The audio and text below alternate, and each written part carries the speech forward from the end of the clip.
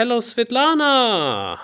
Hello, Arne. Long, How are you doing today? long time no see. I'm doing excellent. I'm happy about the autumn arriving slowly but surely. It gets colder, and the hmm leaves are changing color. I bet this is going to be even much more exciting in Canada, right? I mean, I know Well, Canada. for us, winter starts a bit earlier, I guess, because the snow is just here half the year. But yeah, still exciting. So, are you more a summer or more a winter person? Oh, definitely summer, like 100%. Yeah, I couldn't agree more with you too. Winters can pass in a week, in my opinion. If even Yeah. actually days sometimes is even too much. Now, coming from cold and cool positions, this one looks like a familiar opening. What smart moves are you going to teach us today? So let me start our lesson today by asking you a very general but important question. What do you consider to be a winning mindset in chess? How do you usually approach must-win situations, or do you just play every game with a win in mind? Unfortunately, I do. And that's probably a reason why I'm losing a lot of games because I'm overplaying them instead of accepting a draw. Mhm. Or when there is a very equal position, I'm just trying to win anyway, and I might sacrifice something, play on attack. So I'm just having fun winning chess games. So I even if there's a super grandmaster, I will try to win against the super grandmaster. And I'm not sure if it's the best way, but yeah, that's my mindset. I don't really have a mindset. I just go for it, and yeah, Well, it's definitely a brave one. that's something nice you have said right now. Yes, thank you. Feel better. Uh, well, in my experience, I've found that it works best for me when you just approach every game with the intention of trying your best and playing move after move and not worrying about the end result. Um, That's good. So, in the examples, we will be taking a look at two games, Okay. both of which were must-win situations for both sides. And as you know, this can change the nature of the game and the strategies that the two players employ when they really need a win. So, yeah, so so you're saying you're rather, I guess, good at playing under stressful circumstances, or you don't, to you, the stress just doesn't matter. I'm not sure. No, no stress matters to me, of course. Anything else to say would probably be a lie. N- I I well, if you could say so, then I can deal with stress maybe better than other people, but stress will probably never really leave. I'm definitely not a machine or something like that. So it's yeah. I think I'm confident because I'm quite quick and I can see patterns and tactics, and that gives me a little advantage to some other players. Maybe, yeah. Mhm. Yeah, I think playing well under stressful circumstances really depends on your personality too. If you're just the kind of person that handles stress well, it might be easier. But I think mostly we are the ones in control of our own mindset before an important game, and you can set yourself up for a better mindset and to channel your energy in the right direction. So the first game I have on the board is my own game, and Excellent. I can maybe explain a bit of the context of this tournament and what my approach was. Um, so we um, this was the last round of the World Youth Chess Championship a few years ago Okay. in Uruguay, and this tournament was going well, and I was often playing on the top boards and fighting for the top 10 And until you were in Uruguay then, so you yeah, traveled to Uruguay. Okay, yeah. yeah, Until yeah. what happened? Sorry. Oh no, it was yeah, it was a great it was a really well organized World Youth. I really liked it when they put it in all these different locations. I got to Mhm. practice my Spanish here. It was amazing. You language master too. Yeah, so sorry, I really interrupted you a little bit. For apology for that. So everything went quite well, but then. But then I played one game which completely like, destroyed me emotionally because I missed a Oh very gosh. painful tactic against someone a lot lower rated. I think it was a queen blunder. It was something big. It was just it was just a really sad moment. So right after the loss, we had a free day, which I thought was horrible, at least for me, because after I lose, I just need to go play the next game. I would Mhm. hate to have a rest after. Do you agree? Yeah, because of course you take this emotion with you a bit longer, and that's of course something which is not that much fun. I agree with it. Yeah, so you had the day off and took this loss with you in your mind the whole time, and you were in a bad mood like the whole time, like. "Eh." No, not exactly. So as I said, I thought it was just horrible timing that we had a free day, but it ended up being really helpful because my dad gave me this advice to just free my mind and not worry about chess at all. So that free day, we went on a tour around the city. We just had fun, and I did not touch chess. I did not prepare for the next games because Hmm. that's what the advice was. And so he got me into a specific psychological mindset so that I would go into the next games not worrying if I would win them. Hmm. And that's what happened. I won the next three in a row. And this is the last game of the event. And I was playing against a strong girl, I think around 2300. And both of us were in a must win situation. She would have had either silver or bronze if she had won, and I was going to get into the top six with this win. So Hmm. it was definitely not going to be a peaceful game. Um, so I guess let's get into it, and I'll explain more about how this mindset applies to chess. Excellent. So in the opening chess, in the opening sense, you mentioned that you're familiar with this. It's the Najdorf, right? So Yes, exactly. yeah, I what just about wanted it? to say, I think I saw it a couple of times in our videos. The Najdorf is just something which reoccurs. I mean, is it one of the most played openings? Probably. It's one of the most, at least one of the most used Sicilian openings, and I guess for a good reason. I mean, there must be Mhm. something into it. The Sicilian in itself is one of the most popular ones, and Yeah. I think out of all the Sicilians, we see Najdorf Hmm. Hmm. the most lately. Yeah, and it's the one that's really theory heavy. Yeah. Usually, that's where people know just 30 moves ahead. Um, so choosing the right opening can be important, but and not in the sense that you should go for something too crazy, and but also not too dull because uh, you still need to have some winning chances. Sure. So my advice is always to go where you're the most comfortable. So in this, we are still in the main line. Here, my opponent played a5. So this is the second most popular option, but Hmm. people might be more familiar with the main line, which goes usually with b5. Okay. That's the regular plan that we see. And you don't play the Najdorf, is that right? It never, ever, ever crossed my chessboard. At least not as white, as black, and definitely not as white as well.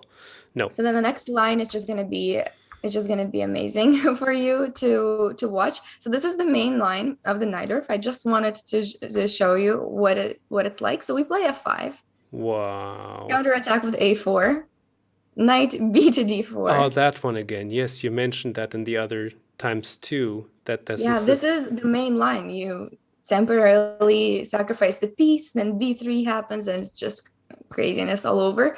And you wouldn't think so, but people really know this. People really do. Those who play the Najdorf, I mean, it's the main line. They have to know it. So yeah, Wow. I've had 10-year-old boys play this against me, and I'm just confused that I know less than them in this line. Wow. Wow. Wow. Wow. Yeah, the power of the engines, I suppose, right? Because Hmm. they teach you, yeah, it's totally fine. Go for it. Yeah, yeah, don't worry. Yeah. It's gonna be good. Yeah, that's crazy. I actually want to take a look at this a bit deeper now because I think it's, yeah, it's part of chess history after all too. And yeah, that can't be wrong. But that didn't happen. So immediately a5 was the next move. Okay. Mhm. Yeah, so it's still the second most popular, so it makes sense. It's just a bit of different plans than we're Mhm. used to in the regular Najdorf. So I play King B1, usually a typical move, and the goal of this a pawn advance is to create some weaknesses on the queen side. So definitely in those positions where we have opposite side castling, one side tries to attack with a pawn storm on one side and vice versa. So now we have this quite funky move, rook a5. What do you think is the idea behind it? So this is still theory, by the way. This is still theory. I was just wondering why you didn't throw your pawns into the business in king attack, but yeah, I guess it makes sense after all because a5 is one move quicker than the knight going to d7, which is the main line, and I think you have to react on it a bit Mhm. quicker after all, otherwise you get in trouble. So what's the idea? Well, that is a good question, Svitlana. I really, because there aren't many spaces on the fifth row at the moment or in the fifth rank. But okay, now that I'm mentioning the fifth rank, d5 comes into mind, right? Right, that's the idea of Hmm. rook a5, and I think it's quite a cool move It is. to play. It's a creative way to support d5. So this is all still theory. d5 happens, Wow. g5 happens. So all counterattacks. That's how the Sicilians usually go. And once again, it's perfect for both of us to since we're both in a must-win situation, and it is. It is definitely not a boring position, which we wouldn't want to I play. agree. So Yeah. here, the main line is, I believe, to play knight e4. My goodness. Interesting knight sacrifice. So Yeah. now, if f takes e4, then d4 happens, and this is not the best. This is not the best setup because g5 is going to be weak after. So it's better to recapture with the knight. So Oh. then after the capture, you take here. And yeah, this leads to somewhat an equal endgame, Hmm. which is still, there's still some play here. So it would have been fine, but that was the main line, which did not happen in the game, and d4 happened. So this was an interesting move, but it was unexpected to me because the line I remembered was knight to e4, but still a typical idea. You're counterattacking both pieces. And so I, of course, have to capture it or else I would lose my own piece. Yeah. And yeah, so now black also has to recapture the pawn and not the piece, because if they take the piece, then there's queen g2 with a double attack on the queen and the checkmate. Ooh. So that's another cool tactic that exists in this position. Totally, yeah.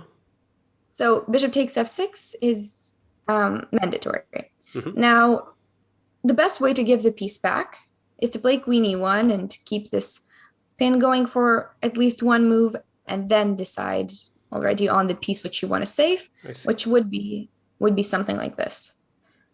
It's very complicated, and I don't want to go too deep into the tactics, but sorry, but this is not something I knew already, so I was already playing on my own, and I played bishop d4. So this is not the best choice, but it doesn't ruin the position too much. Okay. So let me go through a few more moves until we get Sure. to the more attacking position.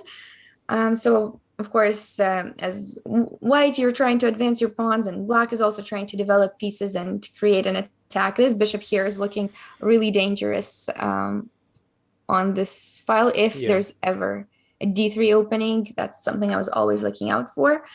I played knight g3, and I tried to prepare an attack already with the knight going to h5 sometimes, or f5, e5 pawn advances, and that's what happened in the next few moves. Knight h5 attacking on g7, and rook g8. So let's see. After knight f4, this is already a position that has progressed. We have some tactics already appearing. And well, you may have noticed that from my side, I have been slowly improving my pieces, getting them to better positions, but black's pieces still need to find really squares, and it's harder for them to make progress. So black had an interesting counterplay sacrifice here, and I want you to try to guess what it could be. Oh lordy. Okay. What would So you play here as black? So we'll look at this from both sides. thank you. So yeah, this applies to you at home as well. What do you think is a interesting, funky, maybe cool sacrifice? Well, if we talk about sacrifice, I see that okay, there are only a certain amount of pieces which can sacrifice themselves, which would be the bishop and the rook and the other bishop. The knight cannot really sacrifice itself, and the bishop not really either without it making sense. Is it an immediate sacrifice or is it like a... It's an immediate Oh, sacrifice. wow, okay. Well, then it has to be... Well, what does it... That's really interesting. Okay, so is it the bishop taking f5? It is bishop taking f5.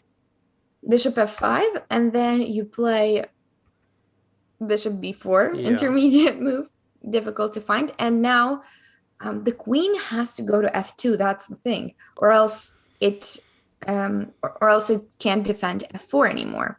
And after the queen goes to f2, now rook f5, and suddenly there's an unpleasant pin going on. And of course, it's possible to defend against it. We still have our knight defending, but The queen. this is something that gives, a decent initiative for black for that piece sacrifice, which I think would have been better than having the bishop just standing there on c8 for the rest of the game.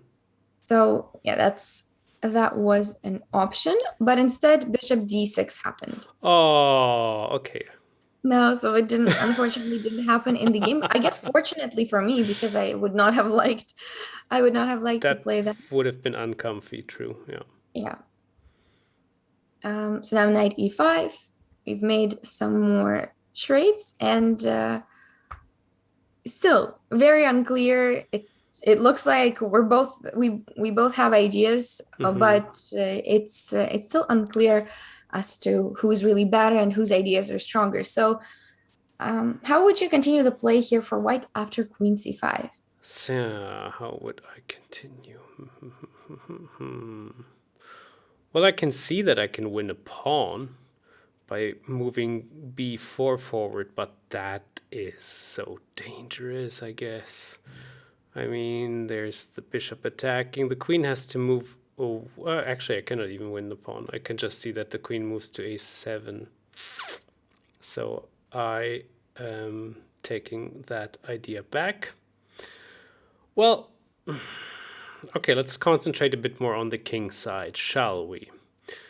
There is this beautiful idea of probably f6. And then the queen can move to h6 at one point. And, well, of course, only if the pawn takes back. I think f6 is quite nice. Arnie, you should trust your instincts more. the exact first thing that you said was actually the right It one. was before. It was before. So f6 is a good idea for the future, but right away it could of course work, but it doesn't really win a pawn as safely as b4 does. So f6 is definitely a good idea to save for the future, but Oh, b4 right away, you're winning a pawn. So you were scared. What were you scared of? You were scared of queen to queen e7. a7. Yeah. So Oh here, yeah. Oh yeah. Yeah. Yeah. I'm win. I wouldn't really take it right away. I would play bishop c4 first. Yeah, but I actually see. I was. What was I talking about? I could have taken the pawn immediately or not. And then we have knight f6. Can you see it? Oh. Oh, that is amazing. Queen to h6. Queen h6. I thought we were just gonna go. Yeah, you now you take, of course, and You can take and yeah, then play here. and then queen. Ah, there. Okay. Okay. Okay. Well, Okay. at least I thought so. But maybe is queen h6 even better potentially? Yeah, queen h6. I don't see a way to defend. Yeah, Yeah, me you're actually neither. right. This is even better because you were taking. Uh-huh. Yeah. Yeah. I guess We're that playing this looks rook. brutal. Yeah. Yeah, yeah. So tactics are just working out Yeah. really well. Everything. There seems to be so much working for white. Yeah. And that's because the queen already left to a7 and is not participating in the defense anymore. So before that, yeah, the goal is just to remember to focus on the whole board, right? And not just be looking in one direction onto the king side. So that's the kind of move that does it. And I'm surprised that was the first thing that jumped up to you. So Yeah, me uh, too, to be a great, honest. great move though. Um, in the game, queen c6 happened, and already I won an extra pawn. It's still far from being over, but makes it already easier to play once that central pawn is gone. Mhm. So we kept playing for a while after, but this was already very pleasant to play, especially when you're up a pawn and have some attacking ideas going on. So True. Oh, there's another pawn. we Okay, took not really. each other's Yeah, pawns but on wow, the black is different brave. side of the board. Yeah, black is definitely really brave with this queen h2 move.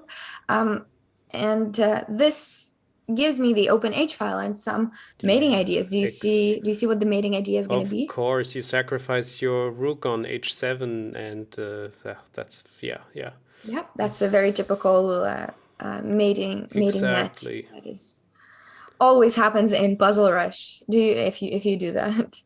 Yeah, yeah, exactly. Puzzle Rush. That's true. Yes, that. Oh, is that the Oh well, game? No. no, yeah, that is the game. I played Queen D3 because Ah, it's of course, because the queen is still there. So if you sacrifice your rook now, the queen can go, or even the bishop can go on h2. Okay. right. So it's there's still some defense, and here I wouldn't mind an end game because then I still have those. Even after the queens get traded, I True. still have rook h7 ideas. So Yes. I'm not really killing any attacking chances. But I think here, oh yeah, the game ended after rook d1, but I just wanted to let you find a cute tactic in the end. What happens after queen f6? Hmm. Well, now I can go. Wait, what comes first? Of course, the queen has to take on f7, but at what point? Right away. Right away is the Yeah. exact point, because when you take, Yeah. then it's the mate. Yeah, yeah, yeah. Of course, yes. Yeah. Yeah, So yeah, yeah, queen yeah, queen yeah. f7 is the way Nice one. to mate. Yeah, our game ended a few moves earlier, so the opponent resigned, but it would have been a really nice way to end it. But what I wanted to say is,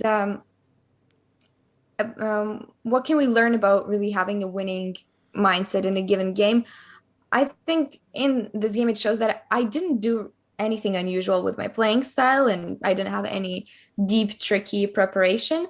So after this tournament, it was the first time I realized that it is all about how you play this specific game just move after move, and without worrying about your rating or your standing in the tournament or the final result of the game, and all of these distracting things. So I found that I started playing better once I didn't put the pressure on myself to always play for a win. But I have one more. An excellent lesson.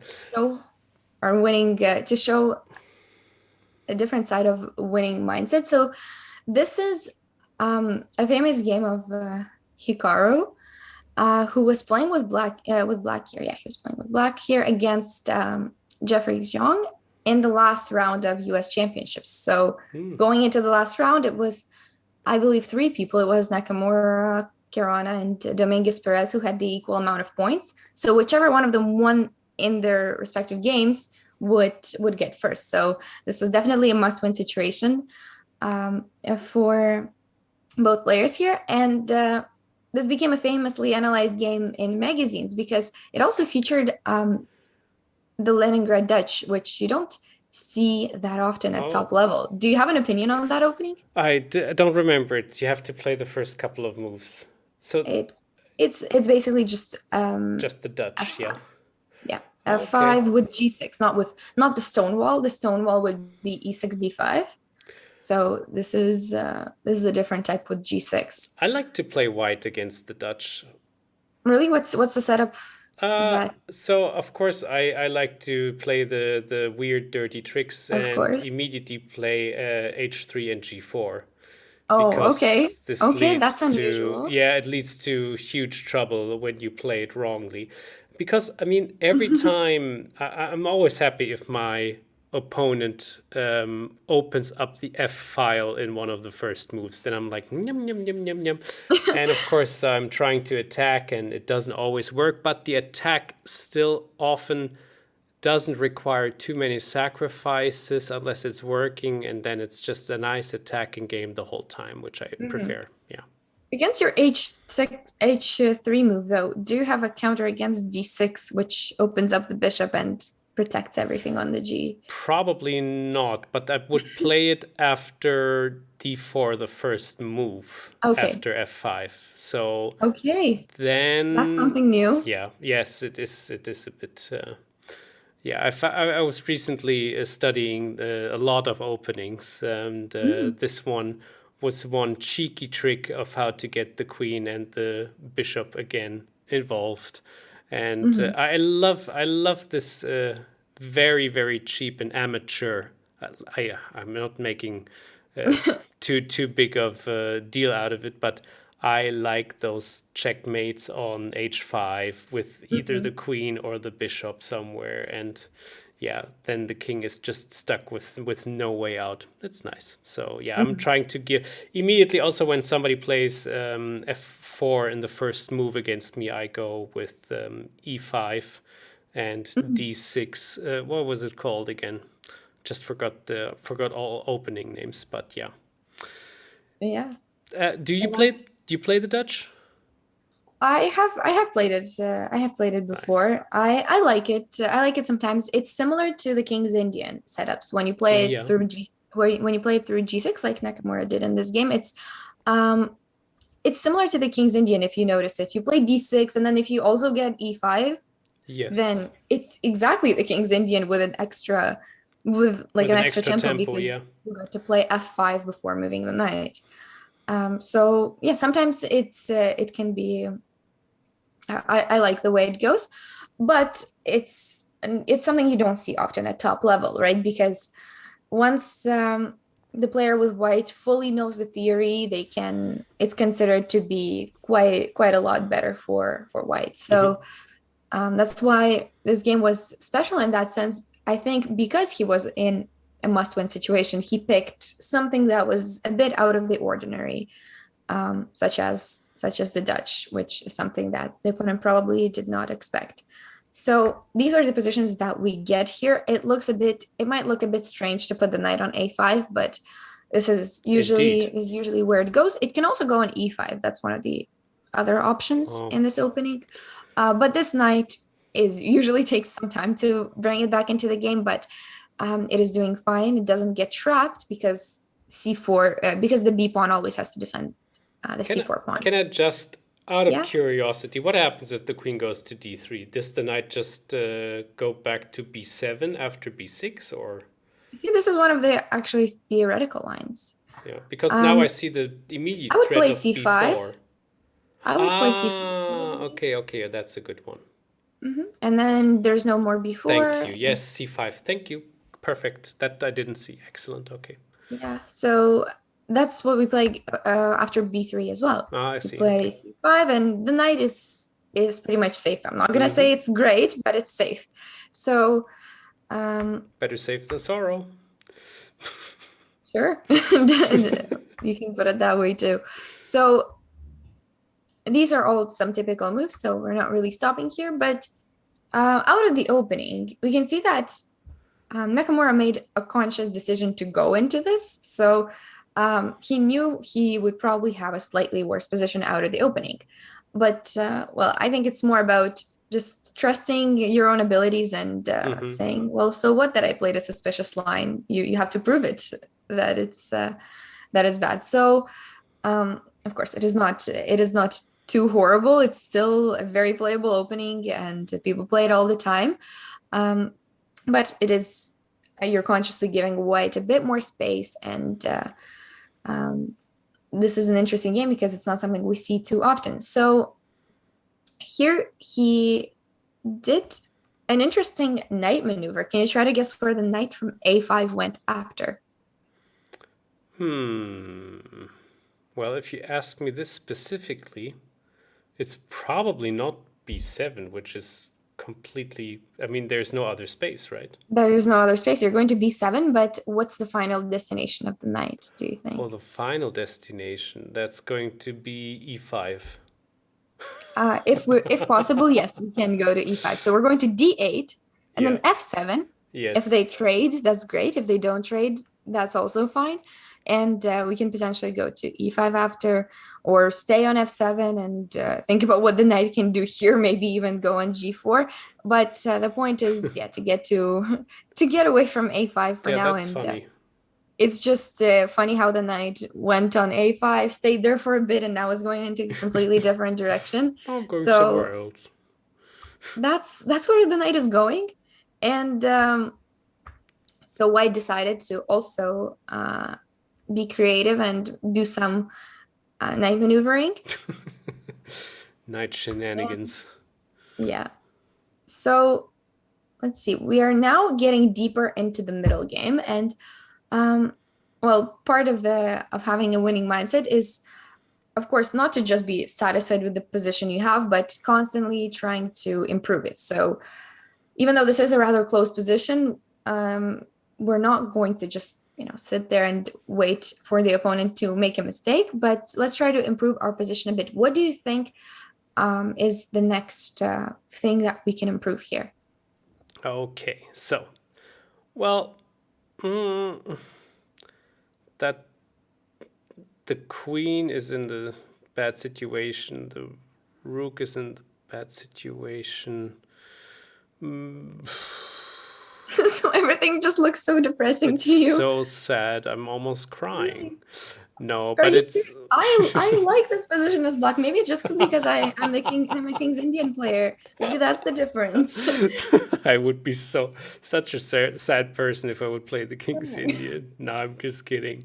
I mean, I don't see too much progress being able to be made on the queen side, like a4. I don't even have to take back, and then the bishop can go to a1 just in case. But maybe it's not so bad to. So why not play a4? Yes. A4 is actually the right move. Yes, actually, yeah. The more I think about it, I mean, because at the moment I'm stuck. That's how I feel. So then I thought, like, okay, what, a4 doesn't help that much either. But then again, yes, it helps the position to move on a little bit, because you're right. The thing with these pawn breaks, well, this is not the literal pawn break, but yeah. The thing with those moves like a4 is you have to think about it. Can the opponent ever take it? And the answer is no, he can't. It will Absolutely, be yeah. bad in either way, because right now there's bishop a4 with um, winning the rook on d1, but even in general terms, it's never good for them to take it. Yep. So what you did is you just opened up the possibility of for yourself. You either keep the position as it is, or you now have an extra opportunity to capture on b3 and open up the a file. So you now give yourself a choice for the rest of the middle game to capture whenever you want to. And that's one more thing for the opponent to think about. What if he's going to capture next move? So making moves like these improves the position bit by bit. And once you create more threats, moves like these can actually end up being decisive. So a4 is the move. I think I also liked some g5 plans, but a4 is a good positional addition to it. And now we transfer the rook to a8. So still, we are not taking yet, but it's something you always keep in mind for later, and you make the opponent wonder when is he going to take? Is he going to take at all, or just leave it as it is? So after a few more moves, so this is a very slow and positional game, as you can tell, well, for now. And the queen is going to Getting a bit more active, yeah. 7, knight g2, knight e to g2, also an interesting one. Oh yeah. So what would you pursue here? So here is where I was a bit surprised with Nakamura's decision, but I will explain it after why it was played. But what really plan would you pursue here as black? Well, I would continue. This is my first intention, or my first intuition, not intention. Sometimes I mix those words up. They start with the same letters, so I would go with the knight to b7 and then the rook to a8. Okay, so you are really trying to I would commit to, yeah. So see, about knight b7, I'm a bit worried about knight e6 happening, because then yeah. I'm a bit worried about knight e6, because then you're not really take, because knight on b7 you is cannot hanging. really take. That's true. Okay, never mind. So what happens if you open up on with e5? Because I mean, the rook on a6 not only has the purpose to go on the right I'm side. assuming this happens, and then the d5 square is really not something I would enjoy. Okay. You're right again. e5 is a typical plan in the Dutch, but not after d5. Do you see how lost I am with this opening? Yeah, but remember the thing we say every time: it's good to open your horizons and get into new positions that you haven't. Couldn't be more right, absolutely. Well, what else can we do? Okay, so taking on b3 doesn't help, does it? So you feel like you're a bit stuck and your pieces don't really have anywhere to go? Yes. So what do we do in those situations? Offer a draw. No, I would say we try to activate the weakest piece and get it into a better position. Sure, but even better is we trade pieces. Oh, is that so? Did we learn this one lesson? Well, if you have less space, wouldn't that be the logical way to go? You have less space, your pieces are in each other's way, and trade pieces. Okay, here we go. The knight goes to g4. Yeah, that's what happened. It's a move that seemed a bit surprising, at least to me, to trade a lot of pieces, especially when you're in a must-win situation, right? But let's see. So I would have probably just went for something like h6 and g5. That would be my first instinct. But well, you also have to be conscious of White's plans, and this is actually not the most pleasant. f5 is under attack. The d5 square. So this is not perfect, really, to go for something like that, even if it looks like you get tactically more opportunities. But knight g4 is the right move. So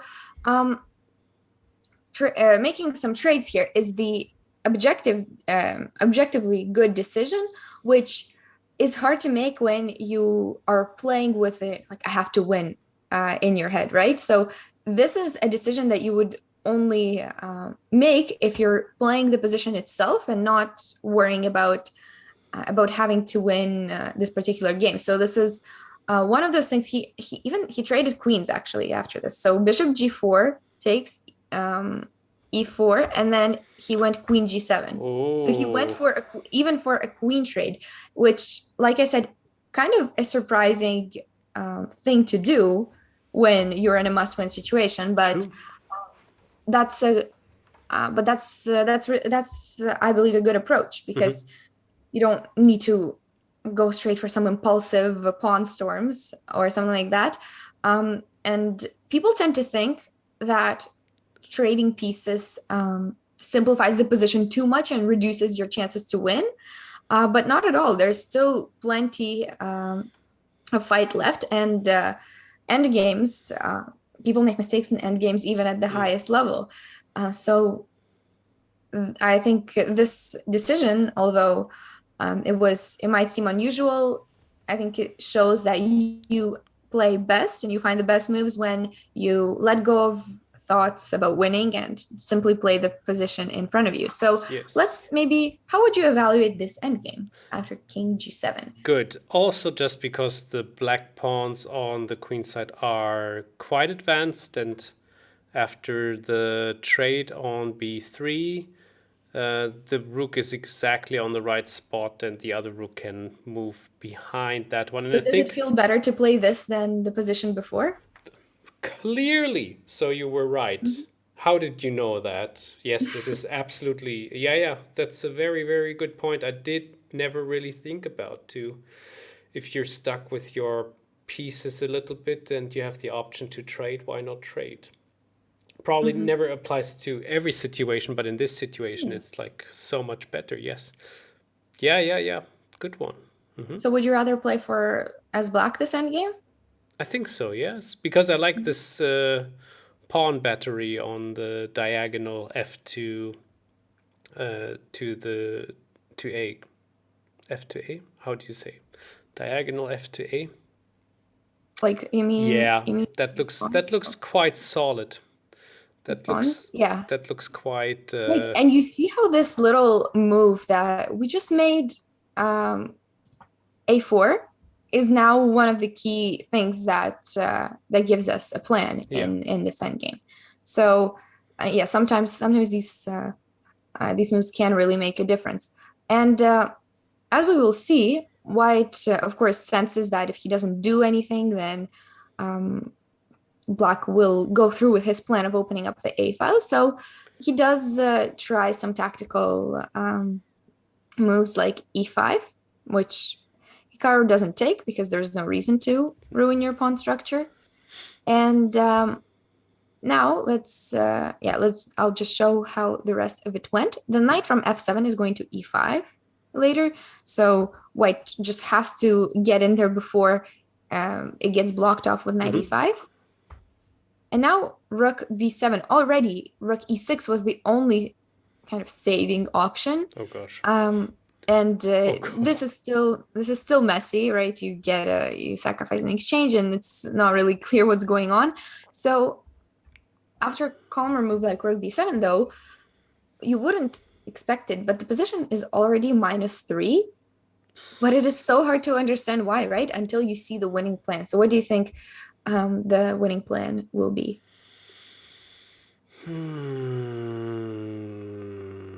Well, if A takes B and BA takes back, and then the bishop goes to C2, I have a hard time seeing the rook defend this pawn. But you're saying... But it's not rook.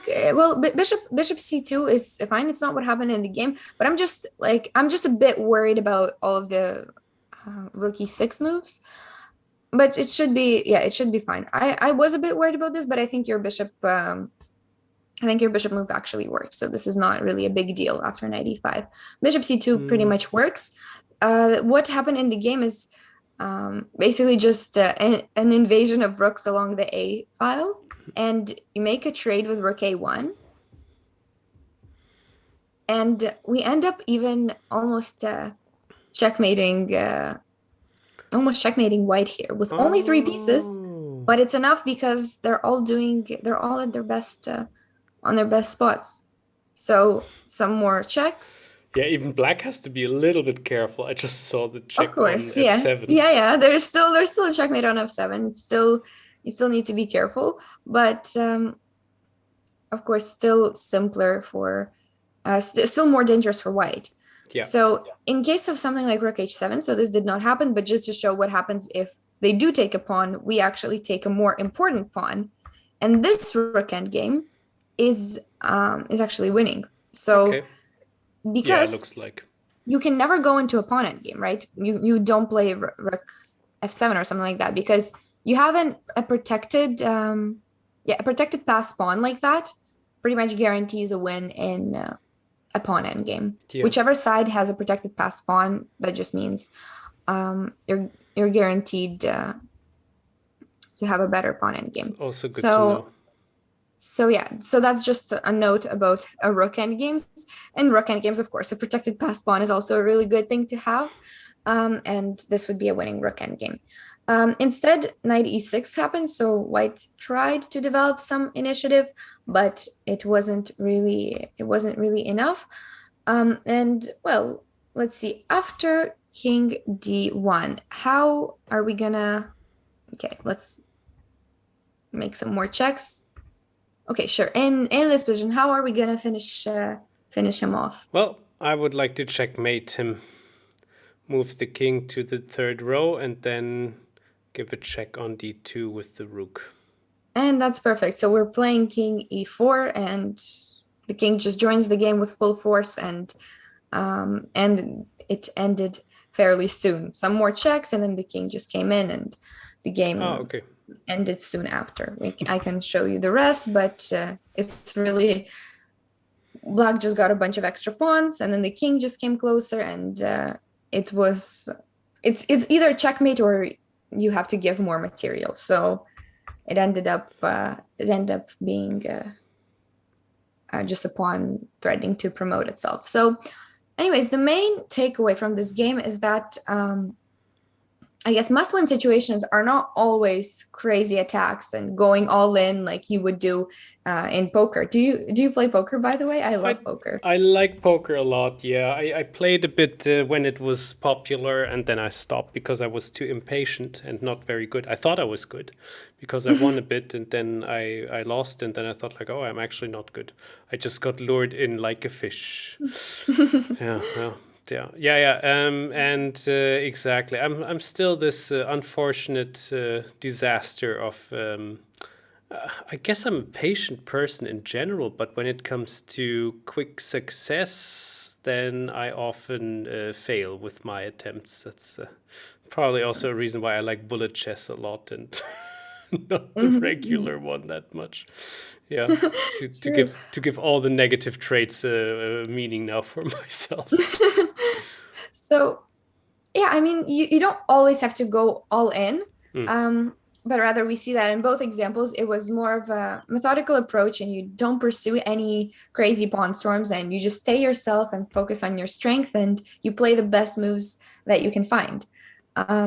So yeah, that's what happened in both of these games. And the one more thing that I wanted to point out is not to be scared of trades, which you often are. Yes, absolutely. Yeah, that was a very valuable lesson. Also, I mean, I couldn't agree more with what you said, that it is sometimes when I stop playing chess and then I start playing chess again after a break of, like, say, a couple of days or something, I play much better. And I'm like, why? How does this happen? And I don't even have a real explanation for it, but it plays into what you're saying, that I'm just like, I'm out of this whole chess business a little bit, and then I can just play freely, a bit more chilled, because I don't have like this idea of getting like, oh, I want to win this and have to get back on track with my rating or stuff like this. But just wanted to mention one thing which recently happened. I read a book, I forgot the title. I think it's called Winning, and it's about winning, and it's about the former coach of Michael Jordan and Kobe Bryant, for example, two absolute winning personalities. And the coach of himself is also a winner, and he wrote a couple of lessons. And one of the lessons, and the last lessons, and the most intriguing lesson, is how much are you willing to imbalance your life? Well, that doesn't sound good, does it? And it isn't very good.